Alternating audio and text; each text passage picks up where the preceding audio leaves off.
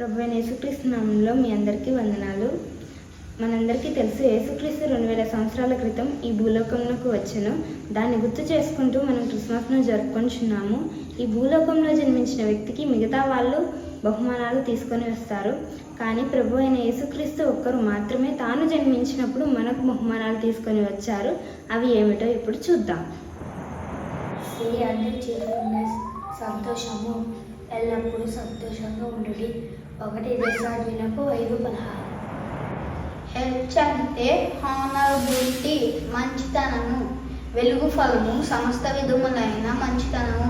ఎఫెసీ 5:9.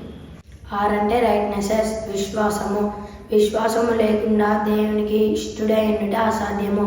దేవుని యొద్దకు వచ్చేవారు ఆయన ఉన్నాడని, తన వెతుకు వారికి ఫలం దయచేవాడని నమ్మవలను కదా. హెబ్రీ 11:6. ఐ అంటే ఇండ్యూరెన్స్, దయాలత్వం, యెహోవా దయాళుడు, ఆయన కృప నిరంతరము నిలుచును. కీర్తనలు 118. ఎస్. సఫరెన్స్ అంటే దీర్ఘశాంతము గలవాడు, మహావివేకి, ముంగోపి, గుణత్వము బహుమానంగా పొందాను. సామెతలు 14:29. టీ ట్రాంక్విలిటీ, సమాధానము, సఖ్యమైతే మీ చేతనైనంత మటుకు సమస్త మనుషులతో సమాధానంగా ఉండి.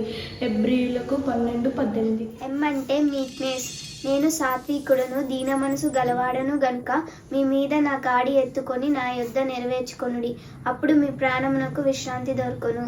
మత్తయి 11:29.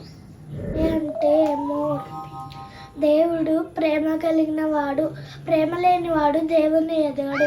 1 యోహాను 4:8. కంట్రోల్, ఆశానిగ్రహము, జ్ఞానమందు ఆశానిగ్రహమును, ఆశానిగ్రహం మీద సహనమును అమర్చుకొనుడి. 1 పేతురు 1:5.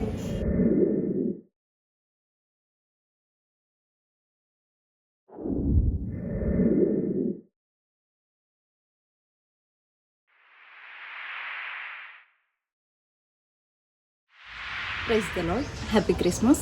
యేసుక్రీస్తు మన కోసం సిద్ధపరిచిన బహుమానాల గురించి విన్నాము కదా. అవి గలతీ 5:22లో చెప్పబడిన విధముగా ప్రేమ, సంతోషం, సమాధానం, దీర్ఘశాంతం, దయాలత్వం, మంచితనం, సాత్వికం, విశ్వాసం, ఆశానిగ్రహం. ఇవి ఎంతో విలువైనవి, శ్రేష్టమైనవి, సమాధానకరమైనవి, శాశ్వతమైనవి, సంతోషాన్ని ఇచ్చేవి. అందులో సమృద్ధి, సంతృప్తి దొరుకుతాయి. ఇవి భూప్రపంచంలో ఎవరు మనకు ఇవ్వలేనివి. బహుమానాలు సిద్ధపడి ఉన్నాయి, తీసుకోవడానికి సిద్ధమా? Thank you.